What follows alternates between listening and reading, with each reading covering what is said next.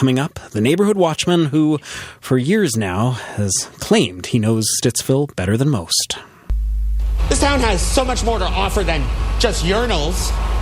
Way more to offer. What, you don't believe me? I'll show you what they really come here to see. And once they see it, they can never leave. Even if they want to. Most tourists, when they come to Stittsville, they want to go right to the hot spots. The water tower, the flea market, that crazy bridge at Pool Creek. I get it.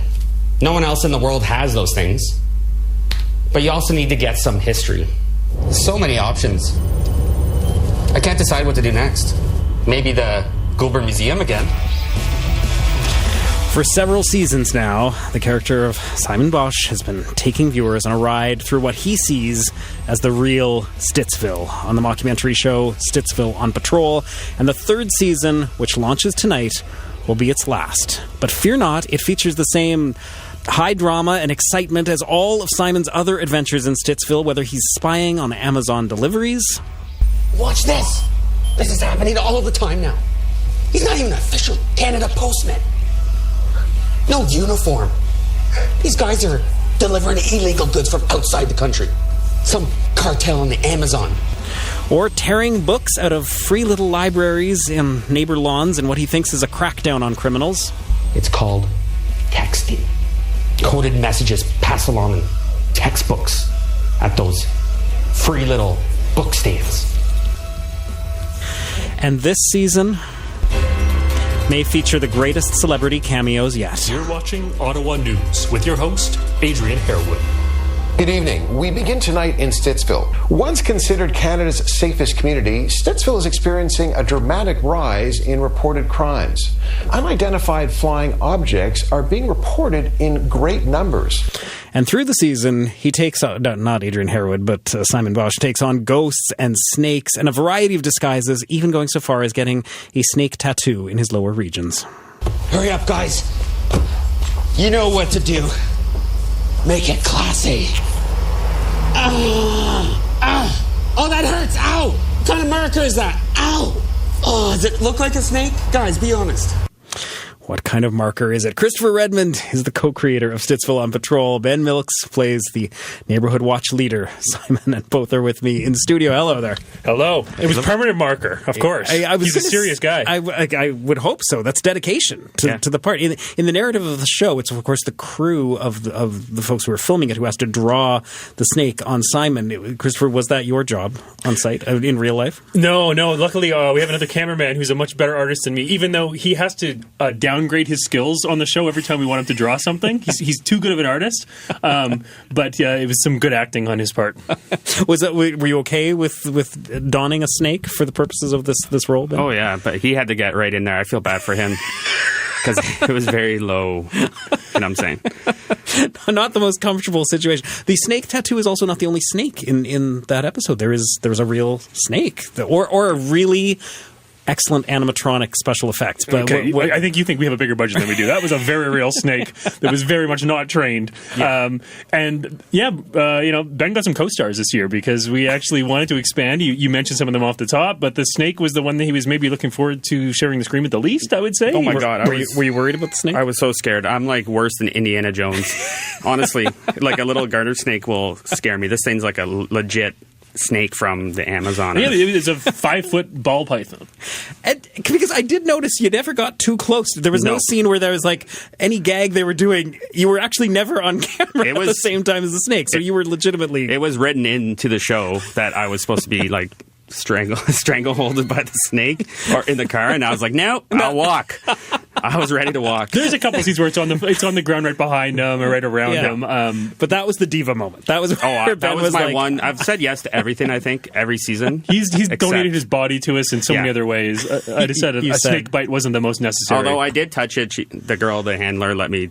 It was asleep and just touched it, and even that freaked me out. So I was like, so your screams are very legit, very legit. Oh, yeah. I am curious about some of the improvisational element here because there is a scene, for instance, where you're creating an alternative game to pickleball, where you have like a sombrero, an ironing board, a bow and arrow, a hockey glove, eggs, and all these stuff. And the scene goes on quite a long time with you explaining how this game is going to go. Was this improvised or okay? Yeah.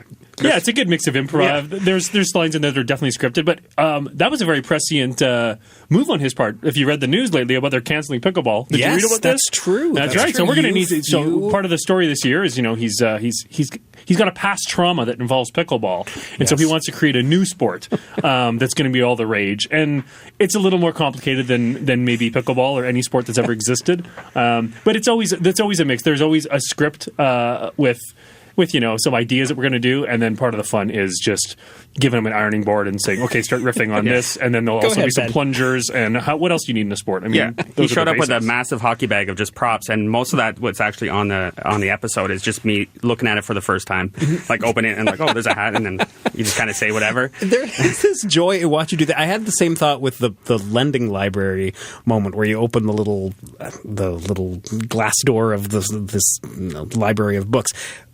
Books you brought in, or were these books that just happened to be there? Because they worked out really well. Yeah, there's a mix. We knew that we wanted some books about sort of the mafia. So one of the storylines there is that he thinks that this is a way that criminals are communicating is through through texting, because he's heard about criminals using texting. So he thinks it's in textbooks in the little libraries. So we wanted a couple of books on mafia, but then again, we're just going through and whatever we find, whether it's a steamy little romance novel or something. Yeah, some of those worked out pretty great. Now, you guys always seem to be having so much fun every year when I've checked in with you about this. How did you know it was time to wrap? Like, was it just too many snake requests? You're like, no, this show's out of control. I'm walking. Never again. I wish. No, it's totally something that I was told actually a couple of years ago, which was that we kind of had a 3-season ceiling with the channel that we're with. So it's a community TV channel. It's on Bell. And they don't, unlike other TV shows where if you have a hit, you want it to go on forever. Mm-hmm. Because it's community TV, they want to give other people shots at doing different things. So they said, like, kind of no matter how big this is, 3 seasons is kind of the limit. So, which is okay for us, I think, because we had a lot. We did 36 episodes. They're 5 minutes each. So we did 36 episodes. It's a really great 5 minutes each. Some stretch into like 8.5. They do get a little long sometimes, especially this year. I was like, as I was going, what didn't this show used to be shorter? Like, what happened here? Yeah, trying to cram it all in the last season. That's how it works. John Wick or Stittsville Patrol. We all get a little long in the last installment, and so I think one of the ideas though this year too was that, like I said, we did want to kind of test out Simon's character with some other characters. We started this show during COVID, and so we kind of leaned into that idea that no one else is around, and it really helped for us with the small budget. But in the idea of trying to pitch this show as something that we could maybe turn into a 30-minute series with more characters, we wanted to put him on screen with a few other people at times. So like when he goes to consult a psychic at one point so he can start a pre-crime division in Stittsville to foresee crime before it happens. Get a little bit of that in there. You have the Parasite celebrity. That's right. Yes. The pizza folder. Psychic. Exactly. Some of the big celebs on top of Adrian for sure. So, and then he also at one point is looking for a partner as well. And so, we just wanted to have some fun with that. But I did think maybe at the end, I was like, okay, they're building towards the spinoff. Like they're going to find the next generation as he's training, as he's trying to find additional neighborhood watch people. I was thinking, okay, which of these is going to be the next Stittsville on Patrol? Could be Barhaven on Patrol or Seattle on Patrol. It could travel. It could go elsewhere. But for sure, yeah, I think that was part of the idea, was to see that idea and not necessarily to land on someone, because we didn't have time to go through a whole casting process. So it was really an open call, and we were really amazed at how many people showed up to this to try out to be with him on camera. But the idea wasn't to lock exactly a final person that was going to be on the show with him forever. Do you have a vision of what you think happens to Simon after this? I'm not destroying it by saying there's not like a fiery crash or something at the end of this that ends despite the Devil's Circle scene, but it does not end terribly. But do you feel like you know what happens? Oh, if it's me, like what I'm thinking is he just quits and then does the opposite of what he wants, because just doesn't go his way anytime, right? Like he could find Cobra and like become a criminal element. That's what I'm thinking. The opposite of what he wants. Why not live with them and do it? I love that you know all these characters. And again, that's part of the idea of season 3. At the end of season 2, he got arrested, which is sort of like his worst nightmare. Yeah. But as you know, in that hard time he spent in prison, I don't know, 8 or 9 hours. 8 hours, yeah, I think that's what they said. Yeah. He really feels like he's got some real credibility, street cred, and so part of this season is all about him kind of tasting crime a little bit, and so yeah, who knows? Maybe he goes more down that road. Maybe that could be the reunion movie, the crime movie version. I'm the villain. We'll get a new hero. Ooh. Yeah. See, he's got ideas. Yeah, I know. But no snakes. Write it down. No snakes.